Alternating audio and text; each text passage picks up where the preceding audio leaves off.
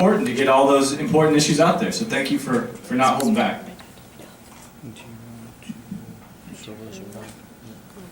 And I'm not sure I heard correctly what some people said, so I want to make sure. The people who are here from governmental entities, what is the willingness in those agencies to come up with innovative new ideas? I guess that's the biggest question I think I have, because we tend to get stayed, I think, as governmental agencies in what we do. We think this will work, or we're not innovating. We need to have more innovation in government, just like we do in business. And we're seeing that the leading innovators in business are the ones who are being successful.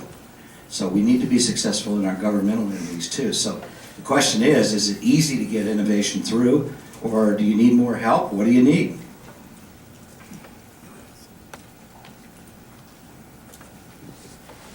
These are good questions. Any responses to that? Not even, I mean, we have local government, state government, and federal government here. So in the interest of sharing the work, raise your hand if you're from a public sector agency. Okay. So it was an interesting idea. Any comments, questions, thoughts about that? Okay, I believe in the government agencies, and I will help anybody who's willing to help themselves.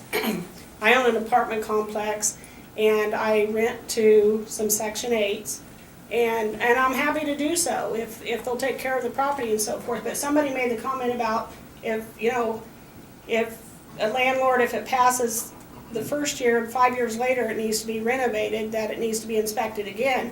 Well, my thought is, if it passed the first year, the second year when that moves out, unless the tenant has done some damage to it, it should pass again. It would help if the government agencies that want you to rent to Section 8, if somebody goes in and totally trashes that apartment, if they would send in a crew and clean up after that tenant who just trashed your apartment, then you would find more landlords willing to rent to the lower income housing. So, I mean, I see it from both sides. And I've been very successful in renting to single moms with kids and going back to work and college, and that's wonderful. But then there's times when they just come in and totally trash it, and by the time you have to do the paint and the carpet, I mean, you're out several $1,000s. Thank you. From a leadership center perspective, a couple things we'd recommend, and it's happening here today. One, to really, again, try to share ideas and explore what's possible, and two, to potentially experiment. But we believe in smart experiments, right? So one of the things I think is really interesting is how much risk are we willing to tolerate on the public side, and then how much risk are private sector companies and individuals willing to take. So I mean, there's a risk-reward component here. I think hopefully for today what we're doing is generating ideas, starting a conversation that will happen back locally, regionally, and maybe potentially come and continue statewide. So we're not here to solve the problem today, but here to come up with ideas. And I think one of them that we should keep in mind is, what's our risk tolerance and how can we make smarter experiments on the public and private side? Any reactions to that? Or anything else that you had on your mind anyway?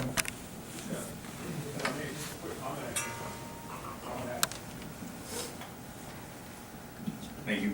I mean, just a quick comment on that. I think it would be the fact that we're dealing with taxpayers' money. So for us, that risk, I mean, we have to be calculated about it, because if anybody loses, it's our taxpayers if we venture too far out. So I think it's a balanced approach on weighing the public value of investing in a project and trying to work with developers. So I think that's part of the reason there. And that's where the analysis and engagement can come in too, because if you have the numbers, right, and if you have a conversation, maybe you can have some public sector risk and private sector risk together. So that's an interesting idea. I want to give an anecdotal response, if I may, to your, what can government do when a renter isn't a responsible renter, but it's a Section 8 or a publicly financed housing complex. And this is where it comes down to people. And assuming not only risk, but responsibility.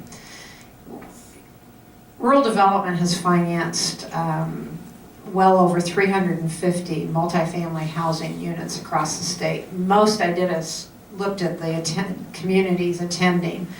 90% of the communities here have one of our properties in their community. At those complexes, there are site managers. And, you know, and you know, the site managers work for the property owners, and there is a huge contrast between how some properties are managed and how other properties are managed. And it comes down to the people and the responsibility and the culture, not only of that complex, but in the community as well. You know, we have have site managers that care deeply for their tenants. They spend their own resources caring for the tenants. If there's an emergency and they need to go to a doctor, the site manager will shuttle them. They have quilting bees, they have community dinners, they have a community freezer, and community gardens where, you know, the tenants and the site manager and the community really take care of each other. And then we have the opposite end, where the care and the sharing doesn't exist. And you do have tenants that aren't as responsible as others. But, you know, that I don't think a government program, and I represent the federal government, and I think we do a lot, more than people realize that we do. And we play a vital role, as do all of the other federal agencies, state agencies, and local folks in this room play. But asking the taxpayers to come in and refurbish an apartment that was not cared for appropriately with a group of employees that are federal employees perhaps, probably isn't the right answer for that particular challenge. But again, housing is a people-based business like nothing else is. We've got there's a lot of social stuff that goes on in multifamily housing complexes. And one of the things that Jason talked about with the Spiro house example, you know, we hear a lot lately about the unemployed and the underemployed and the impoverished and the low and very low income individuals, and how they just need to bootstrap themselves up to a better, well, part of that is providing adequate, safe, affordable housing and maybe a few additional educational amenities and daycare and things like that, so they can find a job, so they can bootstrap themselves. And those are investments as much as they are expenditures. And those are the kinds of things we've got to start thinking about as a community. Yeah, you know, one of the things that we're running into a problem in our community is we have a very old community. Housing was built before World War II, much of it. A lot of that housing is depressed, unoccupied. We found that it's a very difficult thing to just push a house in and set it on fire and call the fire department and say, come put it out. And I'm paraphrasing that, but it's an extremely difficult chore to take a depressed house and destroy that house and return back to something that you can build back on. And we're being limited, from what I understand, by the fire marshal, the state fire marshal, about the things that we can do in our communities to alleviate these eyesores. We're being told we have to push it in, pick it up, haul it to the landfill, and at the landfill they can burn it. So we need to eliminate some of these double standards. Maybe it's not a double standard, but the standards that have been established that we cannot take care of some of this on our own, because we can do it. We've got an excellent fire department. I know they would love to come out and have a drill. They've told me they would, but they can't do it because they're limited. And they're not about to go against the law, so. Okay, interesting. We have time for a couple more questions, comments.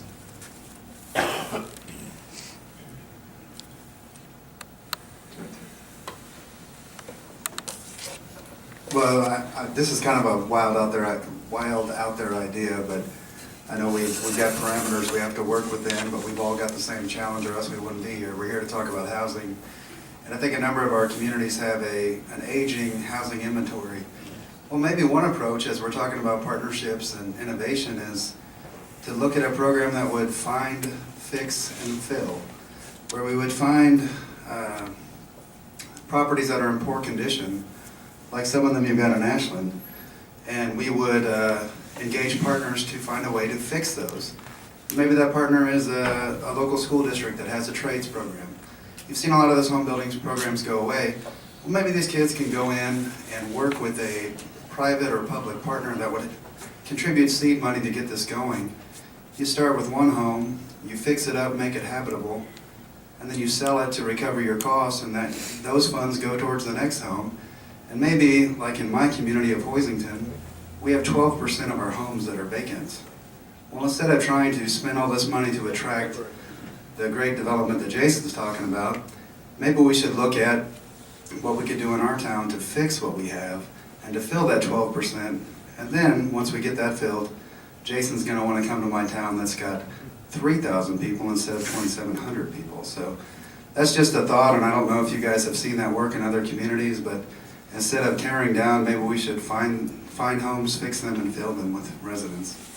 That's great. You know, that's going to get to be the last word. So we're going to wrap up now. I'm going to make a couple comments and then turn it over to Jason and then Patty, okay? But I want to, again, thank Liz, Linda, and Becky for your time.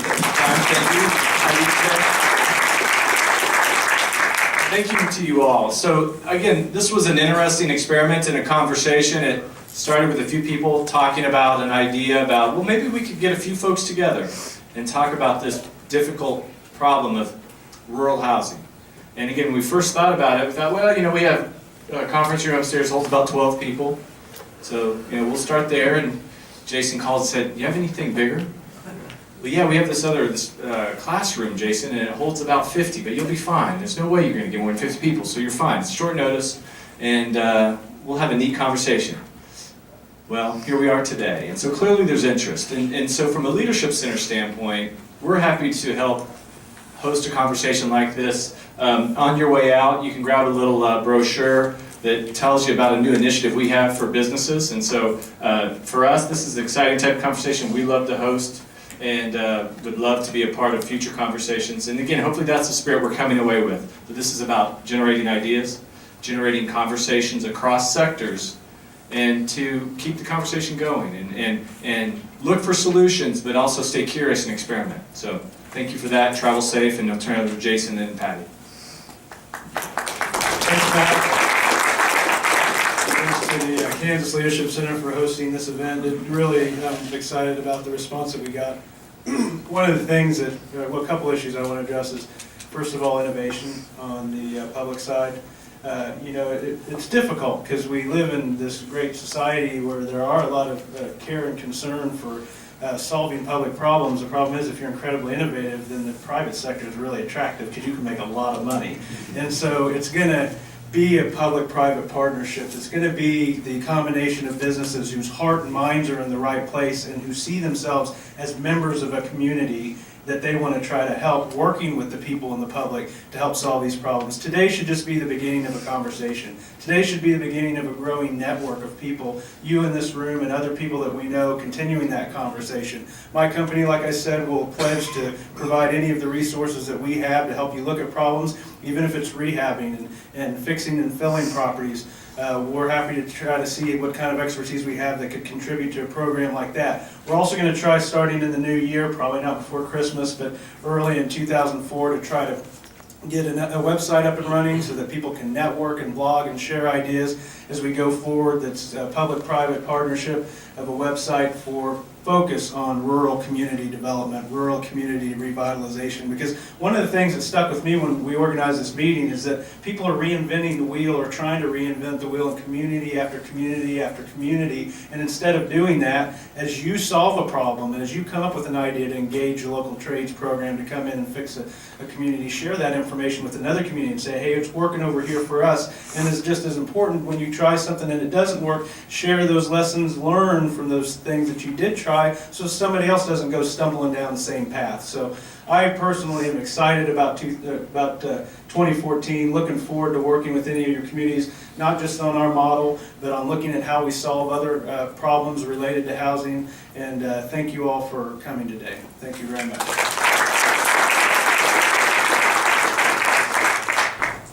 To the question regarding one house at a time, that's actually being done in a couple of communities, and I think Oakley's one of them. And it's one person that's doing it. So yes, it can be done, and there's no government program involved. I think if I were to leave with you with one thought, how many of you have read the book The Greatest Generation? Anybody? Tom Brokaw's book on the World War II generation. When the plans were drawn up by the military to invade Normandy, to get a foothold to move on into Germany in World War II, best laid plans. I mean, they spent 3 years drawing up those plans, as well as the plans to supply the troops once they got the foothold. And on the day of the landing of Normandy, where they stormed the beaches, nothing, virtually nothing went right. Nothing went according to that plan. In subsequent battles, things like bombing raids that was supposed to set the stage for the ground troops to make it easier to capture enemy territory, the actual efficiency rate of those bombing raids in terms of hitting their targets was about 12%. In other words, 78, 88% of the bombs fell in the wrong place and didn't do any good. And the troops still progressed.